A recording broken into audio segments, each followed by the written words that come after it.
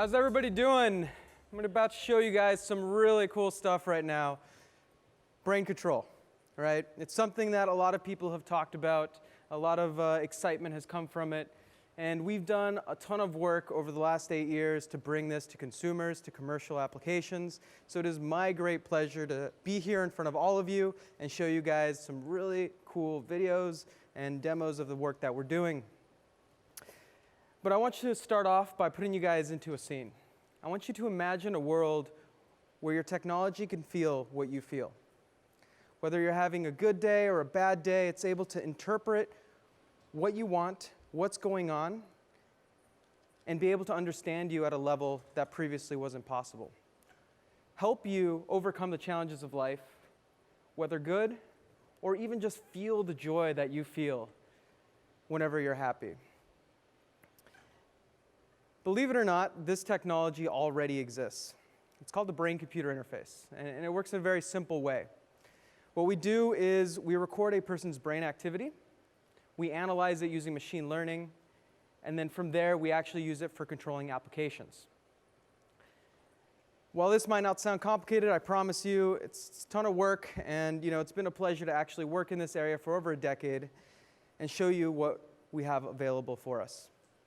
Primarily, there are 3 applications that people think about for brain-computer interfaces. The first one is direct control. So this is what you're thinking about: wheelchairs, prosthetic hands, communication. These are all areas that our team has worked in before, either in the grad school part of our work or now as a startup company.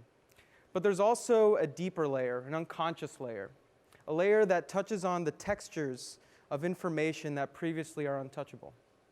And that is understanding and measuring cognitive state. Understanding what a person feels and using that to inform application development, to gather insights, and to allow people to use this information for good. The main issue that exists right now is that it looks like this. So this is an electroencephalography system, or EEG, and it's basically a whole bunch of sensors covering a person's head. The reason it looks like this is because recording brain activity from outside of the brain is like listening to an out-of-tune radio. And I know some of you may not get that reference, but that's okay. It's very noisy. And so what we do is we put a ton of sensors on people's heads, and then we inject gel into each sensor in order to boost the signal. So great, now you have this system that can record brain activity. But it tends to be incredibly noisy. And then when you finally get good data, it looks like these squiggly lines that you see on the screen, something that only somebody with the neuroscience PhD can actually interpret. So in 2011, we made a significant discovery at the University of Michigan. During that time, I worked with children who had severe cerebral palsy. And we primarily worked with them in order for them to communicate to caregivers. So imagine you're a child, you're coming in, you have very limited ability to communicate. And the researcher that you're working with tells you that you have to spend the next 30 minutes getting gel on your hair, right? And then you have to spend another 30 minutes calibrating the system. And then finally, to answer one question, it takes a whole minute to respond, right? If you're 8 years old, this is hell. If you are an adult, this is hell. And so this was the key problem that we were faced as a challenge to solve. And so what we did is we developed a whole new way of interpreting the brain and the signals that came from it that enabled us to boost performance of brain data by about 300 times the gold standard. And so what this means, in short, is we were able to get better signals, improve the form factors. So from that cap that you see with 64 sensors, we're able to go down to 6, and remove the need for any type of gel. And now there's been a lot of innovations, including innovations from some of our partners like wearable sensing that helped get us to this point as well too.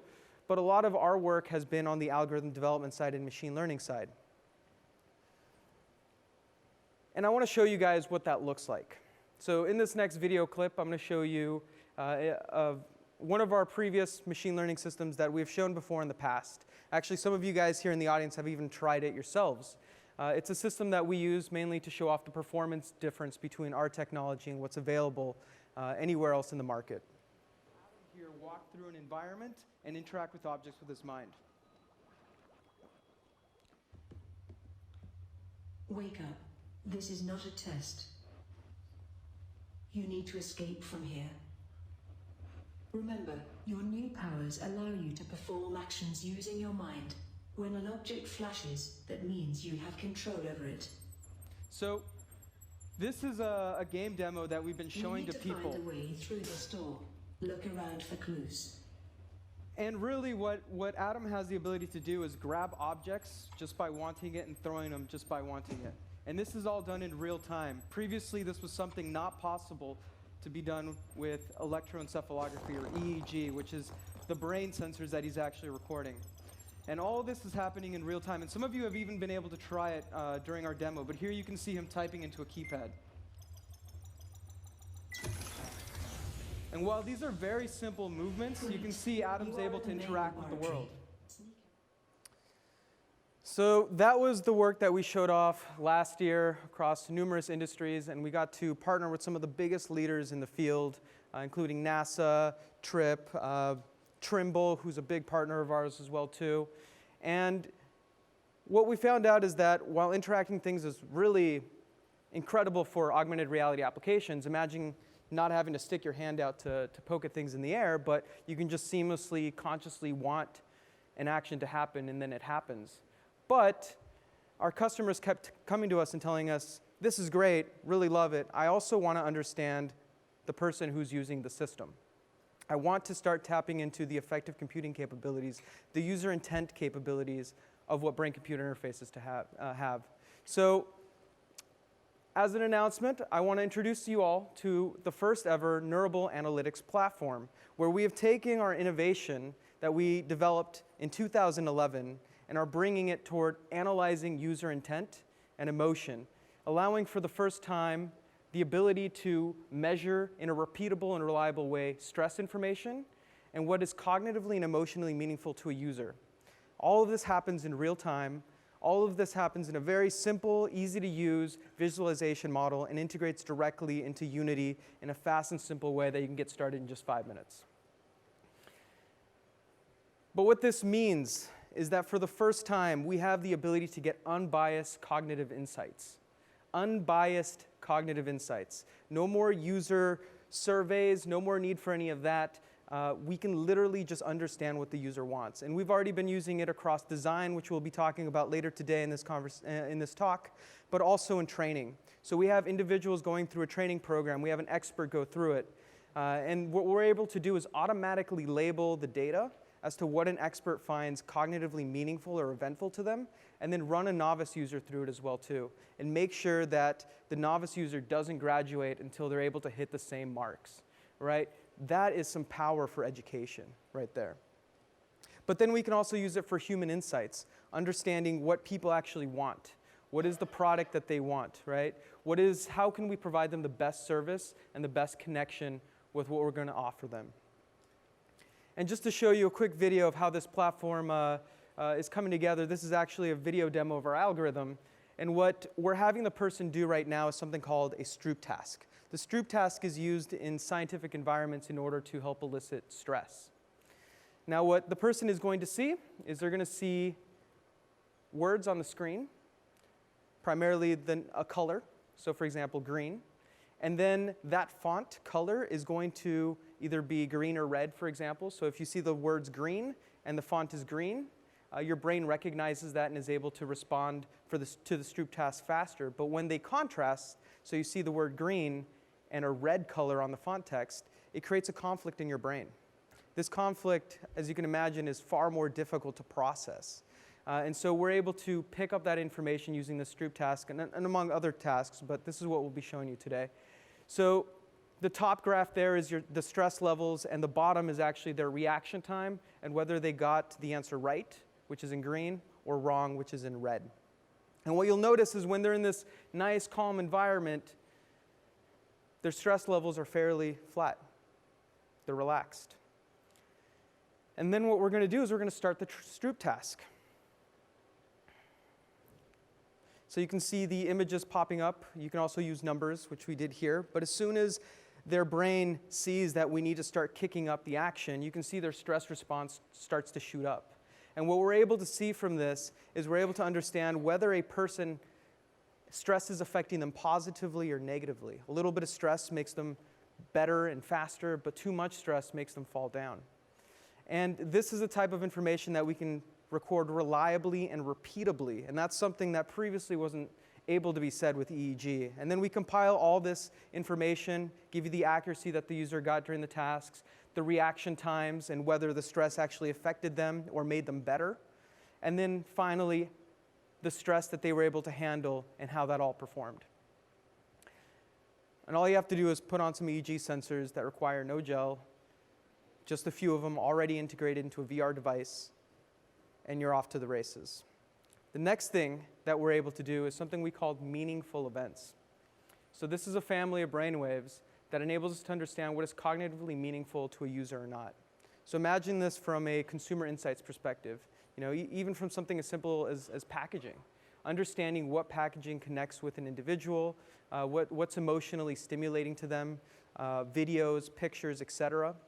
So I'll walk you guys through this graph real quick, but at time 0, a user puts on the headset.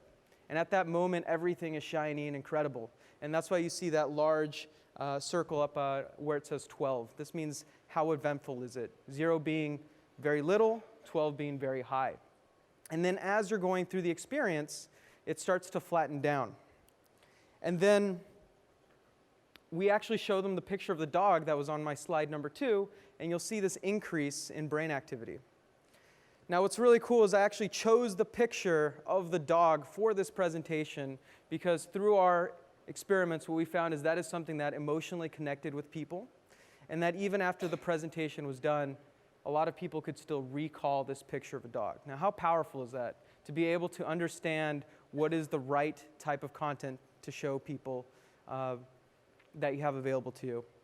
On top of that, stressful events obviously create significant and meaningful events. So car accidents, war scenes. And what's really interesting is we actually had a person go through our meaningful event system about a week ago, and we saw this incredible reaction during the car accident scene. And I asked her, hey, what happened here? What's going on? And she's like, I was actually in a car accident last week, right? And that's the kind of texture and information that you can't really pull out of a survey. And with our team, we're big foodies, so we always get responses when it comes to food as well, too. So, I touched on a little bit what we can do with our platform, but I also want to show you guys what others have been doing with our platform. So with that in mind, I want to touch on design for the most part. And I want to invite one of our partners up to the actual floor here to introduce you guys the work that they're doing. His name is Aviad Almagor, and he is the Senior Director at Trimble. So please welcome Aviad. Thank you. Pleasure. Hello, everyone. We spend 90% of our life in buildings. And the built environment has a major impact on our well-being, on our health, on our safety, on our ability to communicate.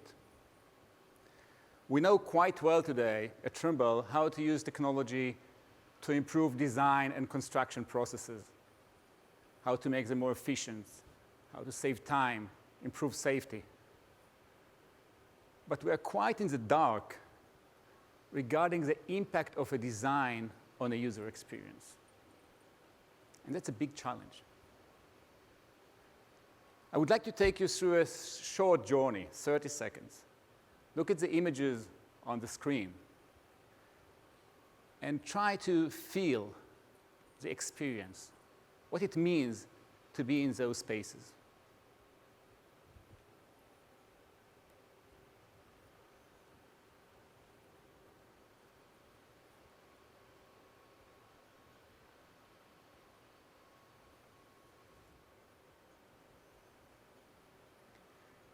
Designers create complex spatial environments. And it's quite difficult to understand the impact of those environments on each of you. What is the individual experience? I'm sure each one of you felt something, and something different actually, between the images.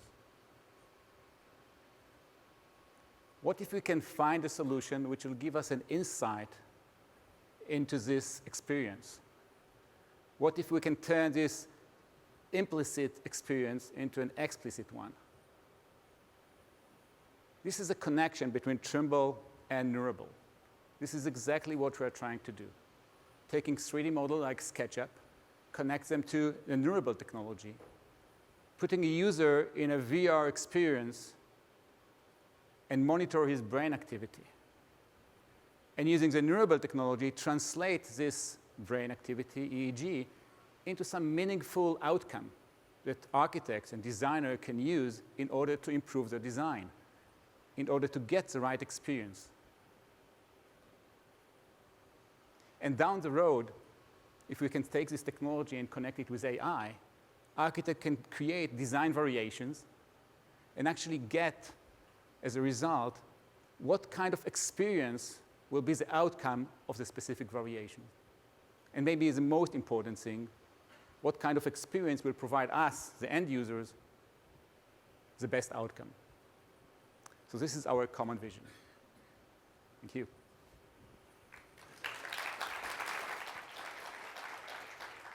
And this is actually how the application looks like on our web portal. So people are able to walk inside the environments, get real-time information about the brain, scroll through the data. Everything like that happens in real time.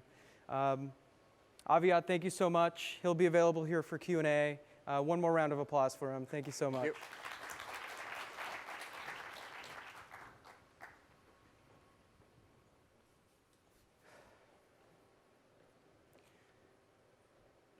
Augmented reality is one of these interesting areas where we all have to be visionaries. We all have to be people who are willing to take risks.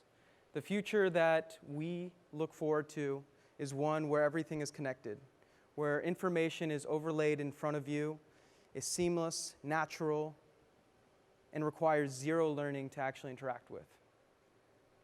We believe, just like everybody else here, that it's possible. But in order to reach that, we need to start bringing brain-computer interfaces, specifically control and effective computing and insights together in order to create this future that we all talk about. At Neurable, we call this a world without limitations, and it's something that we believe that we can achieve. But in order to get there, we need to continue to build this platform, and we also need champions who want to bring this platform forward as well, too. Those champions are all of you. You guys are the people who can bring change to your organizations. Bring change of augmented reality and also how the brain can play into that. And so if you are a person whose pain is understanding a user, who really wants to understand what people want and how to create the best product, the best future, and really help others with your technology, please come reach out to us. Thank you.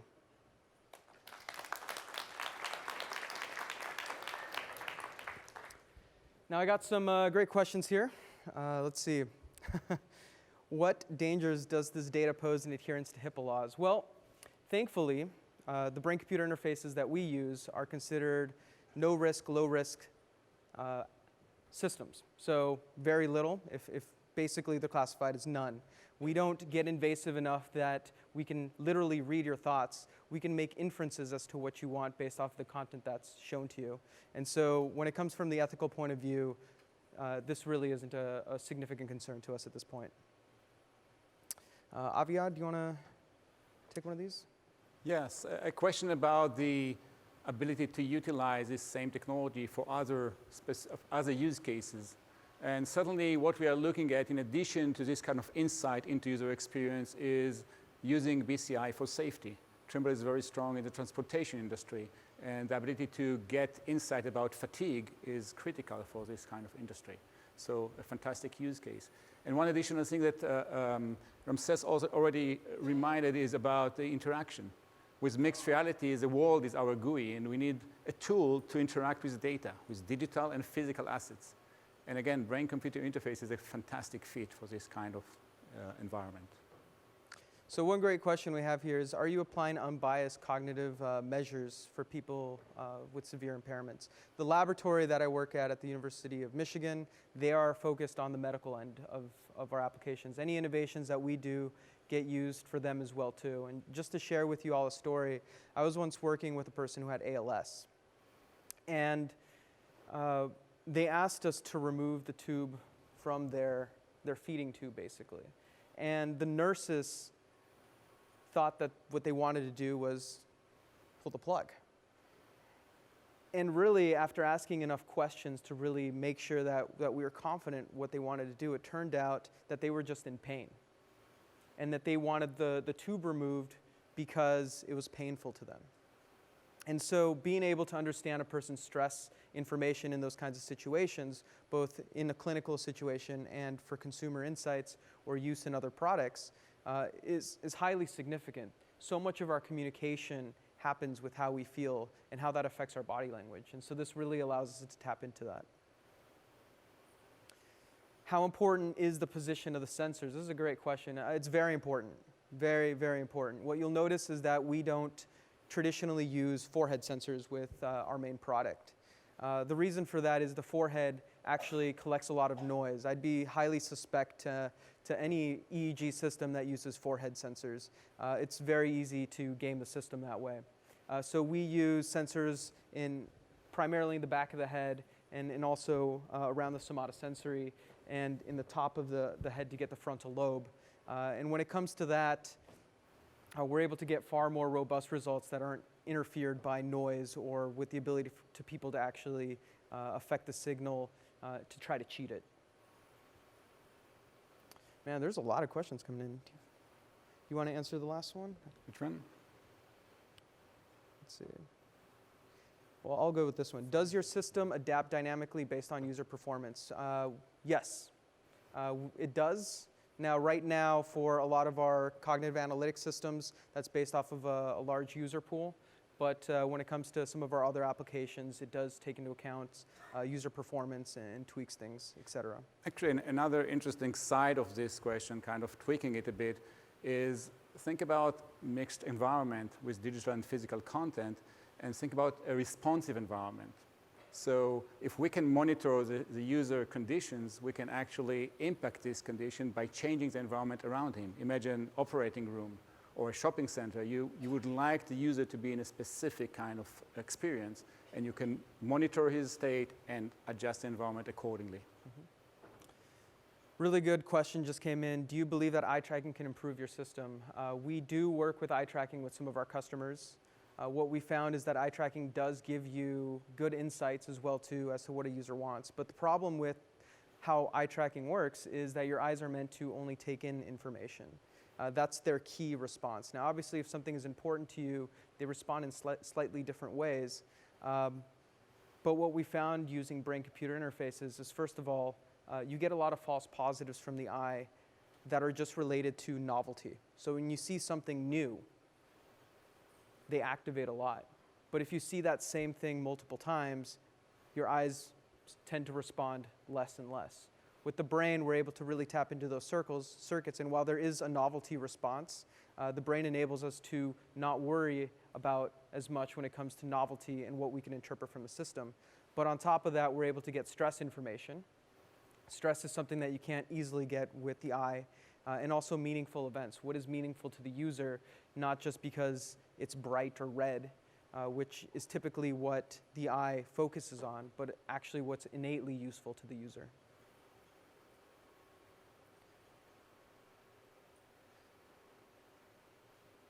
Let's see. Are there standards, a language for articulating, cross-referencing the data you acquire, or is this still ad hoc in the Wild West territory? There is language, primarily on the very hardcore scientific end. We've had to create some of our own language in order to make it easy to digest. This field has been traditionally trapped inside a laboratory environment with the large sensor systems and discussions on alpha waves, beta waves, et cetera. And just looking at those brain waves on a chart, it's incredibly difficult to interpret that if you're not a neuroscientist. So part of the work that we're doing is we do enable that back end where you can look at the brain waves as well, but we also have a front end in order for you to really understand it from a higher perspective. And what it really comes down to, which is value proposition. Why does this matter? How is this going to allow me to make money in a lot of ways? Or how does this allow me to really understand my customer or how does this allow me to interact with the world around us?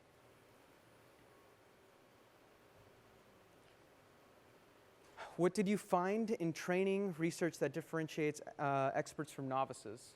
Really, it has to do with the meaningful events system that you guys saw previously.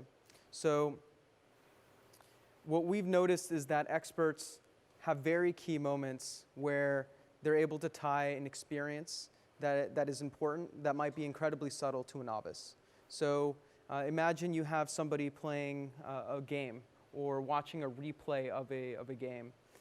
There is small pieces, textures of information that an expert is able to pick up that are very relevant. Imagine when you guys first started watching any sports game. I know when I moved here from Mexico and I saw football for the first time, I was like, I don't get this. It's just dudes hitting each other. Like, where's the strategy in it? But as I became to understand the sport a lot more, I realized that there's a lot of these small details that I previously wasn't picking up. And being able to teach those faster to individuals is one of the key significant steps that we have with our technology. Yeah, and this is actually a great example for a gap we expect to see.